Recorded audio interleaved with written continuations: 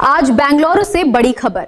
लाल Bahadur Shastri government first grade college के principal ने तलबा के लिए सुनहरे अल्फाज बयान किए। आइए देखते हैं पूरी वीडियो। वणकम नम्दु सीडीसी अध्यक्षರು ಚೇರ್ಮನ್ ಮತ್ತೆ Pulakeshi Nagar MLA AC Srinivas sir ಅವರು ಬರಬೇಕಾಗಿತ್ತು. ಮಧ್ಯಾಹ್ನ ಅವರು ಬರಬಹುದು. ಮತ್ತೆ ನಮ್ಮದು ಡಿಸಿ ಡೈರೆಕ್ಟರ್ ಮೇಡಮ್ ಪ್ರೊಫೆಸರ್ ಶೋಭಾಜಿ ಅವರು ಬರಬೇಕಾಗಿತ್ತು. ಸ್ವಲ್ಪ ಇಂಪಾರ್ಟೆಂಟ್ ಮೀಟಿಂಗ್ ಇರೋದ್ರಿಂದ ಅವರು ಬಂದಿಲ್ಲ. ಮತ್ತೆ ನಮ್ಮಲ್ಲಿ ಈಗ 1 ಗಂಟೆ ಸುಮಾರು ನಾವು ಹಾಸ್ಯ ಕಲಾವಿದರಿಂದ ಮಿಮಿಕ್ರಿ ಬೇರೆ ಬೇರೆ ಶೈಲಿನಲ್ಲಿ, ಬೇರೆ ಬೇರೆ ಧ್ವನಿನಲ್ಲಿ, ಬೇರೆ ಬೇರೆ ಭಾಷೆನಲ್ಲಿ ನಾವು ಕೇಳಿದ್ದೀವಿ. 1 ಭಾಷೆ 2 ಭಾಷೆ ಬರ್ತದೆ, ಸುಮಾರು ಭಾಷೆ. ಮತ್ತೆ ಅದು ಬರೀ ಕರ್ನಾಟಕ ಬೆಂಗಳೂರು ಸುತ್ತಮುತ್ತ ಮತ್ತೆ ಇಂಡಿಯಾ ಅಲ್ಲ, ಸುಮಾರು ದೇಶಗಳಲ್ಲಿ ಅವರ ಕಾರ್ಯಕ್ರಮ ಆಗಿದೆ. ಕೆಲವರು 1, 2, 3, 4, 5 ಪ್ರೋಗ್ರಾಮ್ 10 ಪ್ರೋಗ್ರಾಮ್ ಮಾಡಿಬಿಟ್ಟು ನಾನು 10 ಪ್ರೋಗ್ರಾಮ್ನಲ್ಲಿ ಪಾರ್ಟಿಸಿಪೇಟ್ ಮಾಡಿದ್ದೀನಿ ಅಂತಾರೆ. ಇದು 10 ಅಲ್ಲ, 100 ಅಲ್ಲ, 1000 ಅಲ್ಲ, 20,000 ಪ್ರೋಗ್ರಾಮ್ ಹತ್ರ ಸುಲಭ ಅಲ್ಲ ಅಂತ ಅವರು ನಮ್ಮ ಕಾಲಿಗೆ ಬಂದಿದ್ದಾರೆ. ಮಿಮಿಕ್ರಿ ದಯಾನಂದ್ ಸರ್ ಮತ್ತೆ ಏನೋ ಮಾತಾಡಿದ್ರೆ ಸ್ವಲ್ಪ ಒಡೆಯಕ್ಕೆ ಹೋಗ್ತಾರೆ. ಆದ್ರೆ ಒಡೆಯಕ್ಕೆ ಹೋದ್ರೆ ಬಚಾವ್ ಯಾವ ತರ ಮಾಡಬೇಕು ಅಂತ ಅವರು ಕರಾಟೆ ಮಾಸ್ಟರ್ ಅವರು ಹೇಳ್ತಾರೆ. ತುಂಬಾ ಮುಂದೆ ಗುರಿ ಇರಬೇಕು, ಹಿಂದೆ ಗುರುಗಳು ಇರಬೇಕು. ತುಂಬಾ ಒಳ್ಳೆಯದು. ಅವ್ರು ಬಂದಿದ್ದಾರೆ. ಮಾಲ್ತೇಶ್ ಹೆಚ್ ಅವರು ಮತ್ತೆ Asha HK madam cultural secretary, ಮತ್ತೆ ಮಂಜುಶ್ರೀ ಮೇಡಮ್ ಸಹ ಸಂಚಾಲಕರು, Somappa Badiger sir physical education director ಮತ್ತೆ NSS ಆಫೀಸರ್ ಆಗಿದ್ದಾರೆ. ಮತ್ತೆ ಸಜ್ಜಾದ್ ಪಾಷಾ ಸರ್ ರೋವರ್ಸ್ ಅವರು ಆಫೀಸರ್ ಆಗಿದ್ದಾರೆ. ಮತ್ತೆ Surappa Nayak sir youth red cross ಆಗಿದ್ದಾರೆ. ರಂಗಲಕ್ಷ್ಮಿ ಮೇಡಮ್ ಅವರು ರೇಂಜರ್ಸ್ ಅಧಿಕಾರಿಗಳು ಆಗಿದ್ದಾರೆ. IKC ಸಂಚಾಲಕರಾದ ಪ್ರೊಫೆಸರ್ ಜಗದಪ್ಪ ಮೇಡಮ್ ಮತ್ತೆ ನನಗೆ ತುಂಬಾ ಸಪೋರ್ಟ್ ಮಾಡಿ ಕಾಲೇಜು ಏನೇನು ಸಮಸ್ಯೆ ಇದ್ರೆ ಆ ಸಮಸ್ಯೆಗೆ ನಮಗೆ ಪರಿಹಾರ ತಂದು ಕೊಡ್ತಾರೆ. ಅದು ಡಾಕ್ಟರ್ ಶಿವಕುಮಾರ್ ಸರ್ ಮತ್ತೆ ನಮ್ಮ ಎಲ್ಲ ಸ್ಟಾಫ್ ಇದ್ದಾರೆ. ಆ ಸ್ಟಾಫ್ಗೆ ಒಂದು ಕಲೆ ಬರ್ಬೇಕಂದ್ರೆ ಒಂದು ಒಳ್ಳೆಯ ಸ್ಥಾನ ಇರಬೇಕು. ಆ ಸ್ಥಾನಕ್ಕೆ ಡಾಕ್ಟರ್ ತಿಮ್ಮೇಗೌಡ ಸರ್ ಇದ್ದಾರೆ. ಮತ್ತೆ ಅದು ಇಲ್ಲದೆ ಚೀಫ್ ಲೈಬ್ರರಿಯನ್ ಈಗ ನಾವು ನೋಡಿದ್ದೀವಿ. ಬೆಸ್ಟ್ ಲೈಬ್ರರಿ ಯೂಸರ್ ಸ್ಟೂಡೆಂಟ್ಗೆ ಕೂಡ ಅವಾರ್ಡ್ ಅವರು ನೀಡಿದ್ದಾರೆ. ಮತ್ತೆ ಬೇರೆ ನಮ್ಮ ಕೊಲೀಗ್ಸ್, ಟೀಚಿಂಗ್ ಸ್ಟಾಫ್, ನಾನ್ ಟೀಚಿಂಗ್ ಸ್ಟಾಫ್ ಮತ್ತೆ ಸ್ಟೂಡೆಂಟ್ಸ್ ಈಗ ನೀವು ನೋಡಿರಬಹುದು. ತುಂಬಾ ಮಾತು ಬಂದಿದೆ. ನಮ್ಮಲ್ಲಿ ಸಾರ್ ಬಂದಿದ ಮೇಲೆ ನನಗೆ ಕೇಳಿದ್ರು ಎಷ್ಟು ಸ್ಟ್ರೆಂತ್ ಇದೆ ಅಂತ. ನಾನು 996 ಅಂದೆ. ಆದ್ರೆ ಇಲ್ಲಿ ಸ್ವಲ್ಪ ಕೆಲವು ಇದ್ದಾರೆ. ಯಾಕೆ ಕಾರಣ ಅಂದ್ರೆ ಎಕ್ಸಾಮ್ ಹತ್ರ ಇದೆ, ನಮ್ಗೆ ಗೊತ್ತು. ಮತ್ತೆ MLA ಕಡೆಯಿಂದ ಇದು ಡೇಟ್ ತಗೊಂಡು ನಾವು ಪ್ರೋಗ್ರಾಮ್ ಮಾಡಿರೋದು. ಆ ಡೇಟ್ ಇಂದಾನೇ ನಾವು ಪ್ರೋಗ್ರಾಮ್ ಆದ್ರೆ ಕೂಡ ನಿನ್ನೆ ರಾತ್ರಿ ಅವ್ರಿಗೆ ಪಾರ್ಟಿಯಿಂದ ಒಂದು ಇನ್ವಿಟೇಷನ್ ಬಂದು ಅವರು ಹೋಗೋದು ತುಮಕೂರಿಗೆ, ಅದು ಇಂಪಾರ್ಟೆಂಟ್ ಇತ್ತು. ಆದ್ರೆ ಅವರು ನಮ್ಗೆ ಅಶ್ಯೂರೆನ್ಸ್ ಕೊಟ್ಟಿದ್ದಾರೆ ಮಧ್ಯಾಹ್ನ ಬರ್ತೀನಿ ಅಂತ. ಆದ್ರೆ ನಮ್ಮ ಕ್ಷೇತ್ರಕ್ಕೆ ತುಂಬಾ ಅವರ ಕಡೆಯಿಂದ ಸಹಾಯ ಆಗ್ತಾ ಇದೆ. ನಮ್ಮ ಕಾಲೇಜ್ಗೆ ಕೂಡ ಸಹಾಯ ಮಾಡಿದ್ದಾರೆ, ಹಸನ್ ಟ್ರಾನ್ಸ್ಫರ್ ಮತ್ತೆ ಡೆಪ್ಯುಟೇಷನ್ ನಲ್ಲಿ. ಮತ್ತೆ ಇನ್ನೂ ಸಹಾಯ ಬೇಕಾಗಿದೆ. ಅವರು ಮುಂದೆ ನಾವು ತುಂಬಾ ನಮ್ದು ಏನು ಬೇಡಿಕೆಗಳು ಇದೆ ಅದು ಇಡಬೇಕಾಗಿತ್ತು.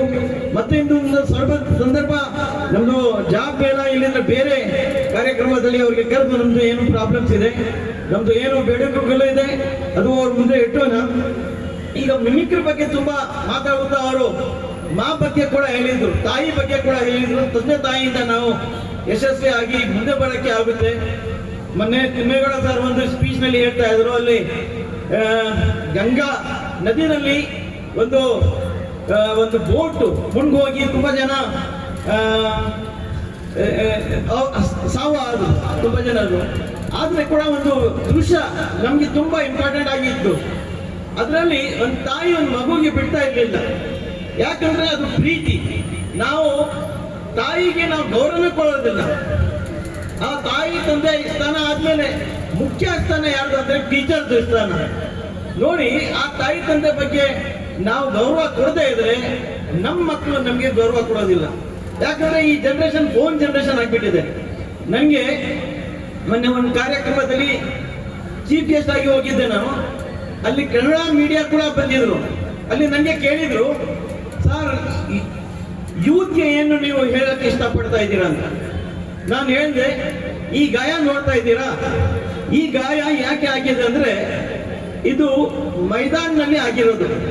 गिरते ही शहसवार ही मैदान जंग में वो तिफल क्या गिरे जो घुटनों के बल चले. ಆ ತರ ನಾನು ಉತ್ತರ ಕೊಟ್ಟು ಮೈದಾನ್ನಲ್ಲಿ ಬಂದ್ರೆ ಈ ಗಾಯ ಆಗುತ್ತೆ, ಈ ಗಾಯ ಆಗುತ್ತೆ ತುಂಬಾ ಒಳ್ಳೇದು. ಆದ್ರೆ ಈ ಜನರೇಷನ್ಗೆ ಗಾಯ ಯಾವ್ದು ಮಾಡ್ತಾ ಇದೆ ಅಂದ್ರೆ ಅದು ಯಾವ್ದು ಇಲ್ಲ, ಇದು ಯಾವ್ದೋ ಸ್ಮಾರ್ಟ್ ಫೋನ್. ಯಾಕಂದ್ರೆ ಈ ಫೋನ್ ಇಂದ ನಾವು ಬೆಳಗ್ಗೆಯಿಂದ ಸಾಯಂಕಾಲ ಯಾವ ತರ ಮುಳುಗು ಇರ್ತೀವಿ ಅಂದ್ರೆ ಏನು ನಮ್ಗೆ ತಂದೆದು ನಮ್ಗೆ ವಯಸ್ಸು ಕೇಳಿಸೋದಿಲ್ಲ, ತಾಯಿದು ಕೇಳಿಸೋದಿಲ್ಲ. ತಮ್ಮ ಏನ್ ಹೇಳ್ತಾ ಇದ್ದಾನೆ, ಅಕ್ಕ ಏನ್ ಹೇಳ್ತಾ ಇದ್ದಾರೆ, ಬೇರೆಯವ್ರು ಏನ್ ಹೇಳ್ತಾ ಇದ್ದಾರೆ, ಟೀಚರ್ಸ್ ಏನ್ ಹೇಳ್ತಾ ಇದ್ದಾರೆ, ಏನು ಕೇಳೋದಿಲ್ಲ. ಅಷ್ಟು ಅದರಲ್ಲಿ ಇನ್ವಾಲ್ವ್ ಆಗಿ ಅದು ಗಾಯ ಮಾಡುತ್ತಾ ಇಲ್ಲ, ಕಣ್ಣಿಗೆ ಮತ್ತೆ ಕಿಡ್ನಿಗೆ, ಹಾರ್ಟ್ಗೆ ಮತ್ತೆ ಬಾಡಿಗೆ ಗಾಯ ಆಗುತ್ತೆ. ಆ ಗಾಯದಿಂದ ಈ ಗಾಯ ಉತ್ತಮ ಅಂತ ನಾನು ಹೇಳಿದೆ. ಆ ತರ ಆಯಿತು. ಹಾಗೆ ನೋಡಿ, ಆ ತಾಯಿ ಬಗ್ಗೆ ನಾನು ಒಂದು ಪೊಯೆಟ್ರಿ ಬರೆದಿದ್ದೆ. ಮಾನೆ ಚಿಮ್ಟಾ ಕೆ ಸೀನೆ ಸೆ ಅಪ್ನೆ, ಅಲ್ಲಿ ತಾಯಿ ಡೆತ್ ಆಯ್ತಲ್ಲ, ಮಗುಗೆ ಕೂಡ ತಗೊಂಡು ಅದರ ಬಗ್ಗೆ ಮಾನೆ ಚಿಮ್ಟಾ ಕೆ ಸೀನೆ ಸೆ ಅಪ್ನೆ डूब कर ये दरस दिया हमको, साथ मरते हैं साथ जीते हैं. ಇಲ್ಲಿ ಸಾಥ್ ಮರೋದು ಸಾಥ್ ಜೀವೋದು ಬೇರೆಯವರು ಬೇರೆ ಕಲ್ಪನೆ ಮಾಡ್ತಾರೆ. ನಾವು ಸಾಥ್ ಜೀವನ, ಈಗ ನಾನು ಸ್ಟೇಜ್ ಮೇಲೆ ಕೂತ್ಕೊಂಡು ನೋಡ್ತಾ ಇದ್ದೆ, ಕೈನಲ್ಲಿ ಕೈ ಹಾಕೊಂಡು ಸಾಥ್ ಮರೋದು, ಸಾಥ್ ಮರೆಂಗೆ ಸಾಥ್ ಜಿಯಂಗೆ ಅಂತ. ಆ ಸಾಥ್ ಅಲ್ಲ, ಈ ಸಾಥ್ ನೋಡಿ, ಇದು ಪ್ರಾಕ್ಟಿಕಲ್ ಸಾಥ್. ಇದು ಸಾಥ್ ಮರ್ತೆ हैं साथ जीते हैं, शाद माँ जिंदगी का रस दिया हमको, शाद माँ जिंदगी का रस दिया. ಏನು ಚಪ್ಪಾಳಿನೇ ಇಲ್ಲ. ಇಂಥ ಬೇಕಾಗಿಲ್ಲ ನಿಮ್ಗೆ ಬೇಕಾಗಿರೋದು ಏನಂದ್ರೆ दिल से निकली हुई बातों में असर होता है, इश्क जब सच्चा हो तो रंग भी गहरा होता है. ನಮಗೆ ಗೊತ್ತು ಇದರಲ್ಲಿ ಸ್ವೀಟ್ನೆಸ್ ಇರೋದು, ಅದರಲ್ಲಿ ಇಲ್ಲ. ತಾಯಿ ಕತೆ, ಅದು ತಂದೆ ಕತೆ, ಅದು ಟೀಚರ್ಸ್ ಕತೆ, ಇದು ಹೃದಯ ಕತೆ. ಅದಕ್ಕೆ ಅಲ್ಲ ಆ ತರ ನೋಡಿ. ಮತ್ತೆ ನಾವು ಜೀವನ ಮಾಡ್ತೀವಿ, ಎಲ್ಲರೂ ಜೀವನ ಮಾಡ್ತಾರೆ. ಮಧ್ಯಪ್ರದೇಶನಲ್ಲಿ ಒಂದು ಊರಿನಲ್ಲಿ ಒಂದು ಹುಡುಗ ಜೀವನ ಮಾಡ್ತಾ ಇದ್ದ. ಅವನ ಜೀವನ ಯಾವ ತರ ಚೇಂಜ್ ಆಗುತ್ತೆ, ಇದರ ಬಗ್ಗೆ ದಿ ಲಾಂಗ್ ಸ್ಟೋರಿ ಅಂತ ಒಂದು ಏನು ಮ್ಯಾಗಜಿನ್ ನಲ್ಲಿ ಕೂಡ ಬಂದಿತ್ತು. ಮತ್ತೆ ಅವ್ರ ಬಗ್ಗೆ ಒಂದು ಫಿಲ್ಮ್ ಕೂಡ ಆಗಿತ್ತು. ಆ ಫಿಲ್ಮ್ಗೆ ಆಸ್ಕರ್ ಅವಾರ್ಡ್ ಕೂಡ ಸಿಕ್ಕಿತ್ತು. ಮಧ್ಯಪ್ರದೇಶದಿಂದ ಒಂದು ಹುಡುಗ ಒಂದು ಅಣ್ಣನ ಜೊತೆ ಹೋಗ್ತಾನೆ. ಆದ್ರೆ ರೈಲ್ವೆ ಸ್ಟೇಷನ್ ನಲ್ಲಿ ಅಣ್ಣ ಮಿಸ್ ಆಗ್ಬಿಡ್ತಾನೆ. ಇವ್ನು ಒಂದು ಟ್ರೈನ್ ನಲ್ಲಿ ಕೂತ್ಕೊಂಡು ಇವ್ನಿಗೆ ನಿದ್ದೆ ಬಂದ್ಬಿಡ್ತದೆ. ಅವನು ಎದ್ದಿದ್ಮೇಲೆ ಅವನಿಗೆ ಕಾಣಿಸುತ್ತೆ 200 ಚಿಲ್ಲರೆ ಕಿಲೋಮೀಟರ್ ಅವನು ಬಂದ್ಬಿಟ್ಟಿದ್ದಾನೆ. ಅದು ಲಾಸ್ಟ್ ಸ್ಟಾಪ್ ಟ್ರೈನ್. ಅದು ಯಾವ್ದು ಇಲ್ಲ, ಕೋಲ್ಕತ್ತಾ. ಅಲ್ಲಿ ಬಂದು ಇಳಿತಾನೆ. ಯಾರಿಗೆ ಪರಿಚಯ ಇಲ್ಲ, ಯಾವ ಸಣ್ಣ ಹುಡುಗ. ಆಮೇಲೆ ಯಾರೋ ಒಂದು NGO ಅವರು ಹೊರಟ್ಕೊಂಡು ಹೋಗಿ ಅವ್ರಿಗೆ ಅವರು ಸಂಸ್ಥೆನಲ್ಲಿ ಇಟ್ಕೊಂಡಿರ್ತಾರೆ.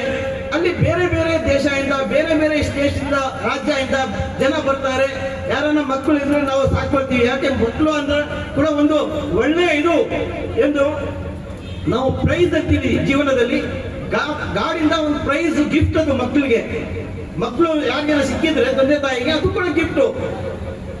ಕೆಲವ್ರಿಗೆ ಮಕ್ಕಳು ಆಗೋದಿಲ್ಲ, ಆ ಗಿಫ್ಟ್ ಸಿಕ್ಕೋದಿಲ್ಲ. ಅವ್ರು ಏನ್ ಮಾಡ್ತಾರೆ, ಅಡಾಪ್ಟ್ ಮಾಡ್ಕೊಳ್ಳೋಣ ಅಂತ ಹೋಗ್ತಾರೆ. ಆ ಒಂದು ಹುಡುಗ ಅದು ಊರಿಂದ ಬಂದಿದ್ದು, ಯಾರಿಗೆ ಅವನಿಗೆ ಅಡ್ರೆಸ್ ಗೊತ್ತಿಲ್ಲ, ಹೆಸರು ಗೊತ್ತಿಲ್ಲ. ಮತ್ತೆ ಅವ್ರು ತಗೊಂಡು ಹೋಗಿ ಅವ್ರು ಸಾಕೊಳ್ತಾರೆ. ಅವರು ಆಸ್ಟ್ರೇಲಿಯಾ, ಅವರು ಫಾರಿನರ್ಸ್, ಆಸ್ಟ್ರೇಲಿಯಾಗೆ ಹೋಗ್ತಾನೆ. ಅಲ್ಲಿ ಶ್ರೀಮಂತರು, ಅವರು ತುಂಬಾ ಅವನಿಗೆ ರಿಚ್ ಫ್ಯಾಮಿಲಿ ಸಿಕ್ಕುತ್ತೆ, ರಿಚ್ ಕಲ್ಚರ್ ಸಿಕ್ಕುತ್ತೆ, ಒಳ್ಳೆ ಒಳ್ಳೆ ಬಟ್ಟೆ, ಒಳ್ಳೆ ಒಳ್ಳೆ ಊಟ, ಒಳ್ಳೆ ಒಳ್ಳೆ ವಾತಾವರಣ, ಒಳ್ಳೆ ಒಳ್ಳೆ ಬಂಗ್ಲೆ, ಕಾರು, ಆ ತರ ಅವನಿಗೆ ಸಿಚುವೇಶನ್ ಎನ್ವೈರನ್ಮೆಂಟ್ ಸಿಕ್ಕುತ್ತೆ. ಅವನು 21 ಇಯರ್ಸ್ ಆಗ್ತಾನೆ. ನಂತರ ಅವನಿಗೆ ಯೋಚನೆ ಬರ್ತದೆ, ನಮ್ಗೆ ಇಲ್ಲಿ ತುಂಬಾ ಸವಲತ್ತುಗಳು ಇದೆ, ಒಳ್ಳೆ ಕಾರ್ ಇದೆ, ಒಳ್ಳೆ ಮನೆ ಇದೆ, ಒಳ್ಳೆ ಎನ್ವೈರನ್ಮೆಂಟ್ ಇದೆ, ಒಳ್ಳೆ ಊಟ ಇದೆ, ಒಳ್ಳೆ ಬಟ್ಟೆ ಇದೆ. ನಾನು ಬೇರೆ ಬೇರೆ ದೇಶಗಳಲ್ಲಿ ಸುತ್ತಾಡ್ತಾ ಇದ್ದೀನಿ, ಓಡ್ತಾ ಇದ್ದೀನಿ, ನೋಡ್ತಾ ಇದ್ದೀನಿ, ನನಗೆ ಆ ತರ ಜೀವನ ಇದೆ. ಆದ್ರೆ ಒಂದು ನನಗೆ ಕಮ್ಮಿ ಆಗಿದೆ. ನನ್ನ ಅದೃಷ್ಟದಲ್ಲಿ ನನ್ನ ತಾಯಿಗೆ ನಾನು ನೋಡಕ್ಕೆ ಆಗ್ತಾ ಇಲ್ಲ.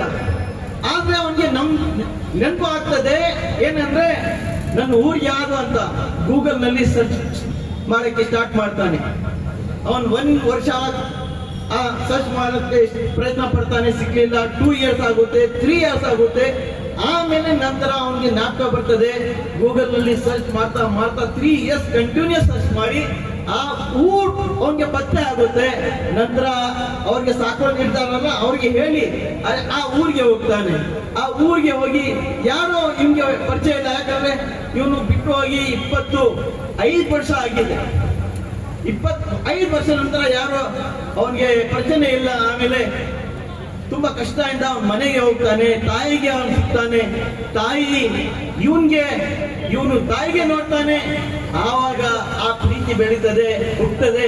ಆ ಪ್ರೀತಿ ಕಣ್ಣಿಂದ ತೋರಿಸುತ್ತೆ. ಆ ಪ್ರೀತಿ ಕಣ್ಣಿಂದ ಯಾವ ತರ ತೋರಿಸುತ್ತೆ ಅಂದ್ರೆ ಕಣ್ಣೀರು, ಇಬ್ರು ಕಣ್ಣೀರು, 4 ಕಣ್ಣು ಅವ್ರದ್ದು, ಇಬ್ರು ಇವ್ರದ್ದು 4 ಕಣ್ಣಲ್ಲಿ ಕೂಡ ನೀರು ಬರ್ತಾ ಇತ್ತು. ಈ ವಾತಾವರಣ, ಈ ತರ ಸಿಚುವೇಶನ್ ತಂದೆ ತಾಯಿದು, ಅವ್ ಮತ್ತೆ ತಾಯಿ ಮಗಂದು. ಆ ತರ ನಾವು ತಾಯಿಗೆ ಏನ್ ಮಾಡ್ತೀವಿ ಅಂದ್ರೆ ಮರ್ತೋಗ್ತೀವಿ. ಶೇಕ್ಸ್ಪಿಯರ್ ಸ್ಟೋರೀಸ್ ಗೊತ್ತಿದೆ, ಮೊಹಬ್ಬತ್ ಮೇ ಹಮ್ ಅಂಧೇ ಹೋ ಜಾತೆ ಹೈ. ಒಂದು ಹುಡುಗ ಹಾಗೆ ಏನ್ ಮಾಡ್ತಾನೆ ಅಂದ್ರೆ ಒಂದು ಹುಡುಗಿಗೆ ಪ್ರೀತಿ ಮಾಡ್ತಾನೆ. ಪ್ರೀತಿ ಮಾಡುವಾಗ ಹುಡುಗಿ ಹೇಳ್ತಾಳೆ, ನನಗೆ ನಿನ್ ತಾಯಿ ಹೃದಯ ಬೇಕು, ನಿನ್ ತಾಯಿ ಹೃದಯ ಬೇಕು ಅಂತ, ಹಾಡ್ಬೇಕು ಅಂತ. ಆವಾಗ್ಲೇ ನಿನ್ ಜೊತೆ ಇರೋದು ನಾನು, ಎಲ್ಲಿಂದ್ರೆ ಬಿಟ್ಟು ಹೋಗ್ತೇನೆ.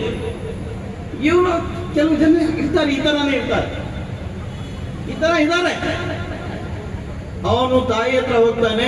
ಅದು ರಿಯಲ್ ಇದೆ, ಸ್ಟೋರಿ ಇದೆ, ಗೊತ್ತಿಲ್ಲ, ಆದ್ರೆ ಒಳ್ಳೆ ಇಂಟ್ರೆಸ್ಟಿಂಗ್ ಇದೆ. ತಾಯಿ ಹತ್ರ ಹೋಗ್ತಾನೆ, ಚಾಕು ತಗೊಳ್ತಾನೆ, ತಾಯಿ ಬಂದ್ಕೊಂಡು ಇರ್ತಾಳೆ. ಅದು ಹೃದಯಕ್ಕೆ ಚಾಕು ಹಾಕಿ ಹೃದಯ ತಗೊಂಡು ಒಂದು ತಟ್ಟೆನಲ್ಲಿ ಇಟ್ಕೊಂಡು ಓಡ್ಕೊಂಡು ಬರ್ತಾನೆ. ಈಗ ನನ್ನ ಪ್ರೀತಿ ನನಗೆ ಸಿಕ್ಕುತ್ತೆ, ಈಗ ನನ್ನ ಪ್ರೀತಿ ನನ್ನಿಂದ ದೂರ ಹೋಗೋದಿಲ್ಲ, ಈಗ ಸಿಕ್ಬಿಡ್ತದೆ ಅಂತ ಬರ್ತಾವಾಗ ಫಾಸ್ಟ್ ಬರ್ತಾ ಇದ್ದ ಅವನು. ಈ ಯೋಚನೆಯಲ್ಲಿ ಒಂದು ಇದು ಟೋಕರ್ ಆಗುತ್ತೆ, ಅವನು ಕೆಳಗಡೆ ಬೀಳ್ತಾನೆ. ಮತ್ತೆ ಆ ಹೃದಯ ಕೂಡ ಕೆಳಗಡೆ ಬೀಳುತ್ತೆ. ಹೃದಯದಿಂದ ಸೌಂಡ್ ಬರ್ತದೆ, ಏನು ಮಗು, ನನ್ಗೆ ಏಟ್ ಆದ್ರೆ ಪರವಾಗಿಲ್ಲ, ನಿನ್ಗೆ ಏನೇನ ಏಟ್ ಆಗಿದೆನಾ? ಈ ತರ ತಾಯಿ ಹೃದಯ. ನಾವು ಅಂತ ತಾಯಿ ತಂದೆಗೆ ನಾವು ಮೋಸ ಮಾಡ್ತೀವಿ, ಅವ್ರ ಮಾತು ಕೇಳೋದಿಲ್ಲ. ಈ ಯಂಗ್ ಜನರೇಷನ್ ಕೆಲವು ಇದ್ದಾರೆ, ಆದ್ರೆ ಪರ್ಸೆಂಟೇಜ್ ಆಗಿ ನಮ್ ಹತ್ರ ತಂದೆ ತಾಯಿ ಬಂದು ಎಷ್ಟು ಅಳ್ಕೊಂಡ್ ಬರ್ತಾರೆ. ಸರ್, ನಮ್ಗೆ ಏನಕ್ಕೆ ದೇವರು ಈ ಮಕ್ಕಳು ಕೊಟ್ಟಿದ್ದಾರೆ ಗೊತ್ತಿಲ್ಲ, ಈ ತರ ನಮ್ಗೆ ಸತಾಯಿಸ್ತಾ ಇದ್ದಾರೆ, ನಮ್ಗೆ ಮಾತು ಕೇಳೋದಿಲ್ಲ, ನಮ್ಮ ಮಾತಿಂದ ಏನು, ನಮ್ಮ ಮಾತಿಗೆ ಬೆಲೆನೆ ಕೊಡೋದಿಲ್ಲ. ಅದೇ ತರ ಜನರೇಷನ್ ಆಗ್ಬಿಟ್ಟಿದೆ. ಇಂಥ ಜನರೇಷನ್ಗೆ ನನ್ನ ಸಂದೇಶ ಏನಂದ್ರೆ, ಈ ಸ್ಟೇಜ್ ಮೂಲಕ ನಾವು ಫಸ್ಟ್ ತಂದೆ ತಾಯಿಗೆ ರೆಸ್ಪೆಕ್ಟ್ ಕೊಡ್ಬೇಕಾಗಿದೆ, ನಂತರ ಟೀಚರ್ಸ್ಗೆ ರೆಸ್ಪೆಕ್ಟ್ ಕೊಡ್ಬೇಕಾಗಿದೆ. ಆವಾಗಲೇ ನಾವು ಮುಂದೆ ಬರಕ್ಕೆ ಸಾಧ್ಯ. ನಮ್ಗೆ ಗೊತ್ತು ಸರ್, ಭಾಷಣ ಕೇಳಕ್ಕೆ ಇಷ್ಟ ಇಲ್ಲ ಸರ್, ಸ್ವಲ್ಪ ಬೇರೆ ಹೇಳಿ ಅಂತ. ಆವಾಗ ನಮ್ಮಲ್ಲಿ ಜಾನ್ ಬರ್ತದೆ ಅಂತ. ಹೌದು, ನಮ್ಗೆ ಗೊತ್ತು ಟೇಸ್ಟ್ ಏನಿದೆ. ಈ ಜನರೇಷನ್ ಹಾಗೆ. ಆದ್ರೆ ಕೂಡ ನಾವು ಯಾವ್ದಾರ ಪಾರ್ಟಿ ಹೋಗಿ ತುಂಬಾ ಊಟ ಕೊಟ್ರೆ ಕೂಡ, ಒಳ್ಳೆ ಊಟ ಕೊಟ್ರೆ ಕೂಡ, ಅವ್ರ ಟೇಸ್ಟ್ ಊಟ ಇಲ್ಲದೆ ಇದ್ರೆ ಏನು ಊಟಪ್ಪ ಅವನು ಆ ಒಂದೊಂದು ಪ್ಲೇಟ್ಗೆ 250-300 ರೂಪಾಯಿ ಖರ್ಚು ಮಾಡಿರ್ತಾನೆ. ಅವನಿಗೆ ಟೇಸ್ಟ್ ಇಲ್ಲ ಅಲ್ಲ. 1000 ರೂಪಾಯಿ ಖರ್ಚು ಮಾಡಿದ್ರೆ ಅವ್ನ ಟೇಸ್ಟ್ ಊಟ ಇದೆ ಅಂದ್ರೆ ಹಾಗೆ ಸ್ಪೀಚ್ ಎಷ್ಟು ಮಾಡಿದ್ರೆ ಅವ್ರ ಟೇಸ್ಟ್ ಏನು ಅವ್ರಿಗೆ ಮೆಟೀರಿಯಲ್ಸ್ ಇದ್ದೇ ಆದ್ರೆ ಅವ್ರಿಗೆ ಸಂತೋಷ ಇರೋದಿಲ್ಲ. ಅದಕ್ಕೆ ನಿಮ್ ಟೇಸ್ಟ್ तेरी यादों का चराग आज भी रोशन है बहुत, तेरी यादों का चराग आज भी रोशन है बहुत, दिल के वीरान दरीचों में ताकत परवाज मगर रखती है. ನೋಡಿ, ನಾವು ಎಜುಕೇಶನ್ಗೆ ಇಂಪಾರ್ಟೆನ್ಸ್ ಕೊಡ್ತೀವಿ, ಆದ್ರೆ ಕೂಡ ಎಷ್ಟು ಕೊಡಬೇಕಾಗಿದೆ ಅಷ್ಟು ಕೊಡ್ತಾ ಇಲ್ಲ. ಎಜುಕೇಶನ್ ತುಂಬಾ ಇಂಪಾರ್ಟೆಂಟ್. ಜಪಾನ್ ನಲ್ಲಿ ಈ ಹಿಸ್ಟೋರಿ ನಾನು ಓದಿದ್ಮೇಲೆ ನನಗೆ ಯಾವ ತರ ಅವ್ರ ಎಜುಕೇಶನ್ಗೆ ಇಂಪಾರ್ಟೆನ್ಸ್ ಕೊಟ್ಟು ಅವ್ರ ಎಜುಕೇಶನ್ಗೆ ಮುಂದೆ ತರಕ್ಕೆ ಪ್ರಯತ್ನ ಪಡ್ತಾ ಇದ್ದಾರೆ ಅಂತ ಅರ್ಥ ಆಯಿತು. ಒಂದು ಟ್ರೈನ್ ಒಂದು ರೂಟ್ ಇತ್ತು, ಲಾಸ್ಟ್ ಸ್ಟಾಪ್ ಒಂದು ಹಳ್ಳಿಗೆ ಹೋಗ್ತಾ ಇತ್ತು. ಆ ಹಳ್ಳಿಯಿಂದ ಜನನೇ ಬರ್ತಾ ಇಲ್ಲ ಟ್ರೈನ್ಗೆ. ಅದು ರೈಲ್ವೆ ಡಿಪಾರ್ಟ್ಮೆಂಟ್ ಗೌರ್ಮೆಂಟ್ಗೆ ಪತ್ರ ಬಂದು ಕೇಳಿದ್ರು, ಈ ಊರಿಂದ ಯಾರು ಬರ್ತಾ ಇಲ್ಲ, ಅದಕ್ಕೆ ಈ ಊರಿಗೆ ಟ್ರೈನ್ ಬೇಡ, ಕ್ಯಾನ್ಸಲ್ ಮಾಡಿಬಿಡೋಣ. ಸರ್ಕಾರದಿಂದ ಪತ್ತೆ ಮಾಡಿದ್ರು, ಎನ್ಕ್ವೈರಿ ಆಯ್ತು. ಎನ್ಕ್ವೈರಿ ಮಾಡಿದ್ರೆ ಒಂದು ಹುಡುಗಿ ಎಜುಕೇಶನ್ಗೋಸ್ಕರ ಒಂದೇ ಹುಡುಗಿ ಆ ಟ್ರೈನ್ ನಲ್ಲಿ ಹತ್ತೋದು ಮತ್ತೆ ವಾಪಸ್ ಬರೋದು, ಒಂದೇ ಹುಡುಗಿ, ಬೇರೆಯವರು ಹೋಗ್ತಾ ಇರಲಿಲ್ಲ. ಗೌರ್ಮೆಂಟ್ಗೆ ರಿಪೋರ್ಟ್ ಸಿಕ್ತು. ಆಮೇಲೆ ಗೌರ್ಮೆಂಟ್ ಇಂದ ಆದೇಶ ಏನಾಯ್ತು ಅಂದ್ರೆ, ಆ ಹುಡುಗಿ ಎಜುಕೇಶನ್ ಎಲ್ಲಿವರೆಗೆ ಅವ್ರು ಮಾಡ್ತಾರೆ, ಯಾವಾಗವರೆಗೆ ಅವ್ರದ್ದು ಎಜುಕೇಶನ್ ಇದೆ ಅಲ್ಲಿವರೆಗೆ, ಅದು 1 ವರ್ಷ ಆಗ್ಲಿ, 2 ವರ್ಷ ಆಗ್ಲಿ, 3 ವರ್ಷ ಆಗ್ಲಿ, 10 ವರ್ಷ ಆಗ್ಲಿ, ಟ್ರೈನ್ ನಿಲ್ಸೋದು ಬೇಡ. ಒಂದು ಹುಡುಗಿಗೋಸ್ಕರ ಟ್ರೈನ್ ಬರ್ಲಿ ಹೋಗಿ, ನಮ್ಗೆ ಲಾಸ್ ಆದ್ರೆ ಕೂಡ ಇಲ್ಲ, ಪರವಾಗಿಲ್ಲ. ಯಾಕಂದ್ರೆ education is very very important. ಹಾಗಾಗಿ ಆ ಟ್ರೈನ್ 5 ವರ್ಷ ಹುಡುಗಿ ಆ ಕಾಲೇಜಲ್ಲಿ ಓದ್ತಾ ಇದ್ರು. 5 ವರ್ಷ ನಂತರ ಅವ್ರದ್ದು ಎಜುಕೇಶನ್ ಮುಗೀತು. ಆ ಟ್ರೈನ್ ಆ ಲಾಸ್ಟ್ ಸ್ಟಾಪ್ ಇತ್ತಲ್ಲ, ಅಲ್ಲಿ ಆಮೇಲೆ ಬದಲಾವಣೆ ಮಾಡಿದ್ರು. ಆ ತರ ಎಜುಕೇಶನ್ಗೆ ಇದು ಜಪಾನಿನ ಕಥೆ ಇದೆ. ನಮ್ಮಲ್ಲಿ ಕೂಡ ಇಂಥ ಭಾವನೆ ಬರಬೇಕಾಗಿದೆ. ಎಜುಕೇಶನ್ ಅಂದ್ರೆ ಎಲ್ಲ ಪಾಲಿಟಿಷಿಯನ್ಸ್ ಎಜುಕೇಶನಲ್ ಇನ್ಸ್ಟಿಟ್ಯೂಟ್ಸ್ಗೆ ಬರಬೇಕಾಗಿದೆ. ಬೇರೆ ಕಾರ್ಯಕ್ರಮ ಕೂಡ ಇಂಪಾರ್ಟೆಂಟ್ ಇರ್ತದೆ, ಆದ್ರೆ ಕೂಡ ಇದು ಕೂಡ ಇಂಪಾರ್ಟೆಂಟ್. ಯಾಕಂದ್ರೆ ಎಜುಕೇಶನ್ ಇಲ್ಲದೆ ಇದ್ರೆ ನಾವು ಊಟ, ನಮ್ಗೆ ತಂದೆ ತಾಯಿಗೆ ನಾವು ಹೇಳೋದು ಅದೇ, ನೀವು ನಿಮ್ಮ ಮಕ್ಕಳಿಗೆ ಊಟದಿಂದ, ಬಟ್ಟೆಯಿಂದ, ಮತ್ತೆ ಮನೆ ಏನು ನೀವು ಜಮೀನ್ ಎಲ್ಲ ಬಿಡ್ತೀರಾ, ಕಾರ್ಗಳು ಕೊಡಿಸ್ತೀರಾ, ಬೈಕ್ಗಳಿಗೆ ಕೊಡಿಸ್ತೀರಾ, ಮೊಬೈಲ್ಗಳು ಕೊಡಿಸ್ತೀರಾ. ಅದಕ್ಕಿಂತ ತುಂಬಾ ಒಳ್ಳೆ ಏನಂದ್ರೆ ನೀವು ಎಜುಕೇಶನ್ ಕೊಡಿ ನಿಮ್ಮ ಮಕ್ಕಳಿಗೆ. ಫೋನು ಹಿಂದೆ ಬರ್ತದೆ, ಮತ್ತೆ ಮನೆ ಕೂಡ ಹಿಂದೆ ಬರ್ತದೆ, ಕಾರು ಹಿಂದೆ ಬರ್ತದೆ, ಬಸ್ಸು ಹಿಂದೆ ಬರ್ತದೆ, ಎಲ್ಲ ಹಿಂದೆ ಬರ್ತದೆ, ಜನ ಕೂಡ ಹಿಂದೆ ಬರ್ತದೆ, ರೆಸ್ಪೆಕ್ಟ್ ಕೂಡ ಹಿಂದೆ ಬರ್ತದೆ. ಅದು ನಾನು ಮಾತು ಹೇಳುತ್ತಾ ನಂದು ಮಾತು ಮುಗಿಸ್ತಾ ಇದ್ದೀನಿ. ತುಂಬಾ ಚೆನ್ನಾಗಿ ಈ ಪ್ರೋಗ್ರಾಮ್ ಮಾಡಿಕೊಟ್ಟಿದ್ದಾರೆ ಆಶಾ ಮೇಡಮ್, ಮತ್ತೆ ಮಂಜುಶ್ರೀ ಮೇಡಮ್, ಮತ್ತೆ ಕಲ್ಚರಲ್ ಟೀಮು, ಮತ್ತೆ ಸ್ಪೋರ್ಟ್ಸ್ ಡಿಪಾರ್ಟ್ಮೆಂಟ್ ಇಂದ ಕೂಡ, ಮತ್ತೆ NSS ರೇಂಜರ್ಸ್ ರೋವರ್ಸ್ ಗಳಿಂದ, ಮತ್ತೆ ಬೇರೆ ಬೇರೆ ಬೇರೆ ನಾವು ಕಾರ್ಯಕ್ರಮ ಕೂಡ ಮಾಡಿದ್ದೇವೆ, ಕಾಂಪಿಟೇಷನ್ಸ್ ಮಾಡಿದ್ದೀವಿ. ಅದರಲ್ಲೂ ಕೂಡ ಸ್ಟೂಡೆಂಟ್ಸ್ ಪಾರ್ಟಿಸಿಪೇಟ್ ಮಾಡಿ ತುಂಬಾ ಅವ್ರದ್ದು ಕಲೆಯನ್ನು ತೋರಿಸಿದ್ದಾರೆ. ಮತ್ತೆ ಮಿಮಿಕ್ರಿಯಿಂದ ನಾವು ತುಂಬಾ ಯಾವ ತರ ಸಂತೋಷ ಪಟ್ಟಿದ್ದೀವಿ ಅಂದ್ರೆ, ನಾವು ತುಂಬಾ ಟೆನ್ಸ್ ಇದ್ರೆ ಈ ತರ ಮಿಮಿಕ್ರಿ ಕಾರ್ಡ್ ಹಾಕೊಂಡು ಕೇಳ್ಕೊಂಡ್ರೆ ಎಲ್ಲ ಟೆನ್ಷನ್, ಟ್ಯಾಬ್ಲೆಟ್ ತಗೋ ಅವಶ್ಯಕತೆ ಇಲ್ಲ, ಮತ್ತೆ ಇಂಜೆಕ್ಷನ್ ತಗೋ ಅವಶ್ಯಕತೆ ಇಲ್ಲ, ಡಾಕ್ಟರ್ ಹತ್ರ ಹೋಗೋದು ಅವಶ್ಯಕತೆ ಇಲ್ಲ. ಇಂಥ ಮಿಮಿಕ್ರಿ ಆರ್ಟಿಸ್ಟ್ ಜೊತೆ ಇದ್ರೆ ಯಾವಾಗ್ಲೂ ಅವ್ರು ಎತ್ತರದಲ್ಲಿ ಇದ್ದಾರೆ. ಆರ್ಟಿಸ್ಟ್ ಇವತ್ತು ಕೂಡ ಎತ್ತರದಲ್ಲಿ ಇದ್ದಾರೆ, ಚೇರ್ ಹಾಕೊಂಡು ಎತ್ತರದಲ್ಲಿ ಇದ್ದಾರೆ. ತುಂಬಾ ತುಂಬಾ ಥ್ಯಾಂಕ್ಸ್ ಸರ್, ಸಂತೋಷ ಆಯ್ತು. ಎಲ್ಲಕ್ಕೆ ಥ್ಯಾಂಕ್ಸ್ ಹೇಳ್ತೀನಿ. ಮಾತು ಮುಗಿಸ್ತಾ ಇದ್ದೀನಿ. ಜೈ ಹಿಂದ್, ಜೈ ಕರ್ನಾಟಕ ಮಾತೆ.